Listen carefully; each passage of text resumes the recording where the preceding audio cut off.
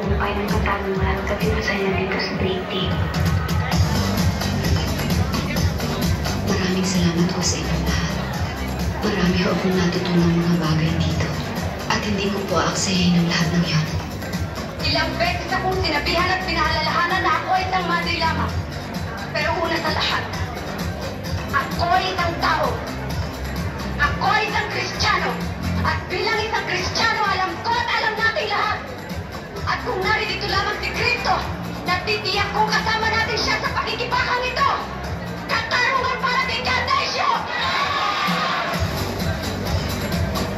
Ayoko na makinig sa mga alibis mo. Ba't di mo na lang sabihin sa akin ng totoo para matapos na? Anong ayaw ka na naman? Pretend hindi ako tanga, ha? Gusto mo maghanap ka ng iba? Basta pweres na mo! Lord! Ikasisbis sinisigaw mo ko! Nawawala ang pagkalalaki ko! Nawala ng pagkamadre ko. Nakalimutan ko na lahat ng natutunan ko sa kumpento. Nung mas nabusan na ang pagmamalasakit mo sa akin, Eric, ayaw ko na sa madali pa ang kabaitan mo. Bakit hindi mo isumpat sa akin ng diretso na hindi ko mahal ang mga anak ko ng patay-patay katulad ng pagmamahal ko sa pangalan ng anak? Luha. Sandali. May gusto ka sa akin? Marami akong matutunan sa'yo. Alam ko yun. Tinuruan mo akong maging bata muli. Sabayan mo si Mami, anak. Tina, pag-in mo ni Mami. Mami! Mami! Puta ka na! Paano mo tama? Wala kang ulang na loob. Wala na! Ikaw ang sumira ng buhay mo. Bastos ka! Bastos ka! Ang bastos mo! Sinungaling ka pa! Sinungaling! Nanilitin ang tukapukaan! Kahit nandito na ako sa malupalop ng mundo, dito dala-dala ko! Mahal ko kayo! Sobrang saya ko. Huwag kang umami.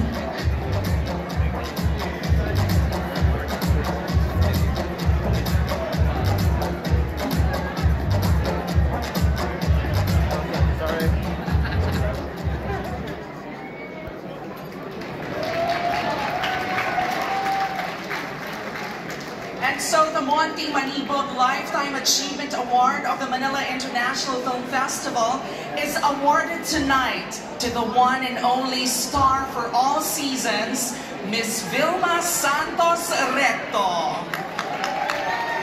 Unfortunately, Vilma could not be here with us tonight, but she sent her acceptance video this week. Let's watch this. Magandang gabi po sa inyong lahat. Si Ate Vipo Vilma Santos Recto. Bumabati po sa inyo na mabuhay sa lahat ng mga kababayan natin dyan sa Los Angeles. Sa bumubuo po ng MIFF o Manila International Film Festival, ang taus-puso ko po pasasalamat sa ginawad po ninyo sa akin na Lifetime Achievement Award. Kasama na rin po yung Best Actress for noong nakaraang taon. Mula po sa aking puso, maraming salamat po.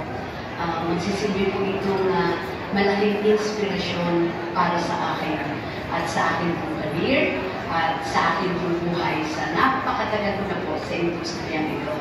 Pagpaumanhin na hindi po ako nakadalo ngayong gabi para personal na magpasalamat.